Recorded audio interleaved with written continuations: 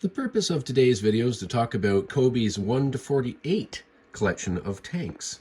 I will also use them to create a short military train and show you how I made the tie-downs.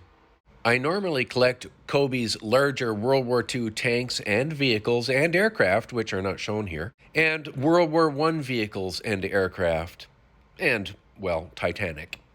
COBI brick kits are excellent quality.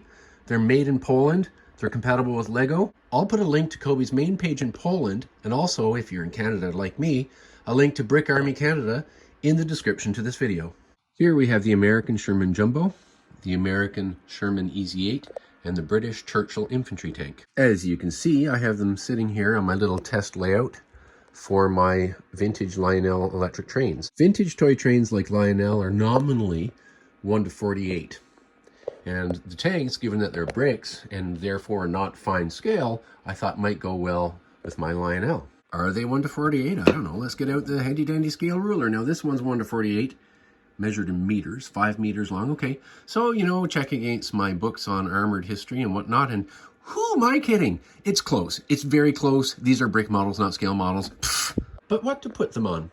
Well, I happen to have 3 of these metal post-war Lionel flat cars. These are meant to take pipe loads. Well, by very carefully bending the metal tabs in the bottom, I took these off. Now I'm going to keep them, of course, because I want to have all the parts for this original rail car.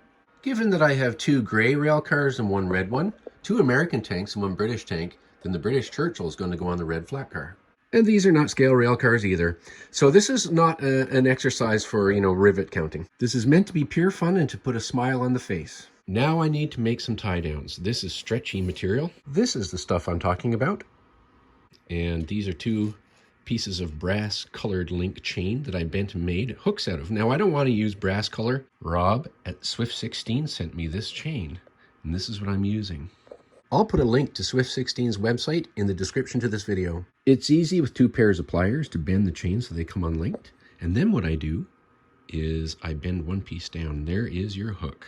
Initially, when I was experimenting with tie downs, I tied the loops on with the reef knot. Now, this is stretchy material, and getting all that right and the reef knot right, fiddly business. So what I did was I leaned the process, and I just put one little loop right there. And then with the pliers, I ensured that I squeezed the eye a little tiny bit so the knot won't come out. Much faster, much easier, and also easier to get the length right.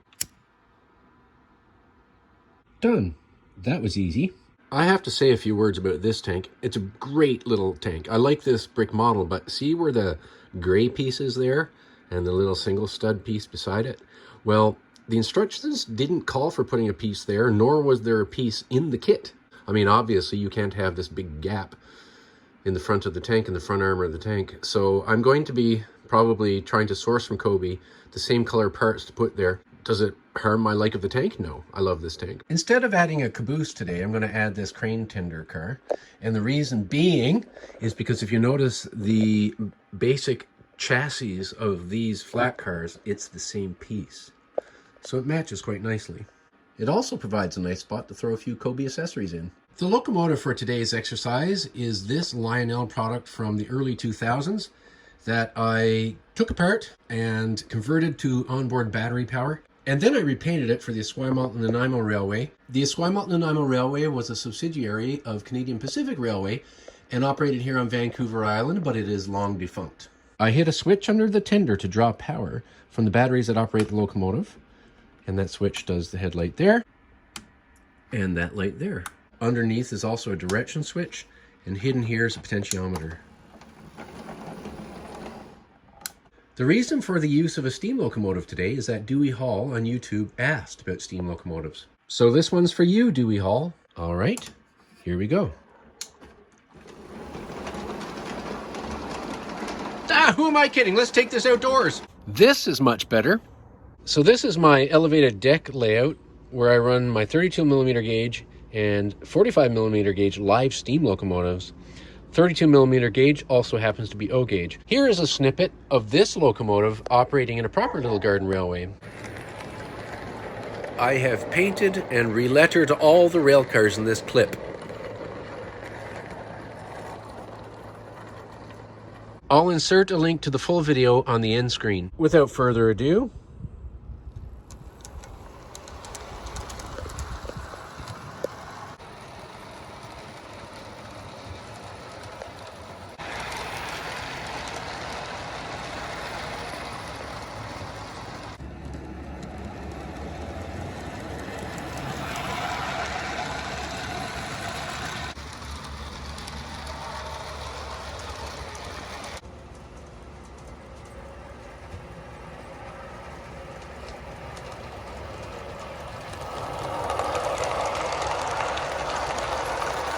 This makes a fun, short military train.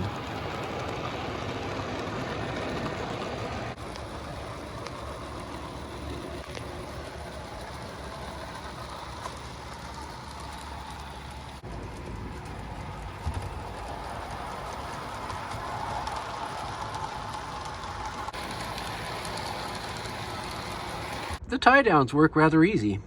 There's nothing to tie or untie or go underneath that would interfere with the wheels. All works out really well. Yep, love these COBI tanks.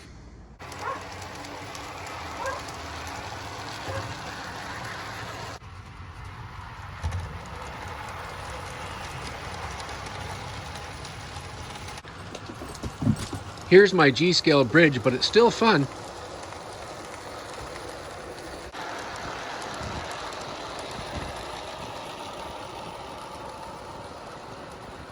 If you enjoy my videos, please consider sharing, liking, or subscribing.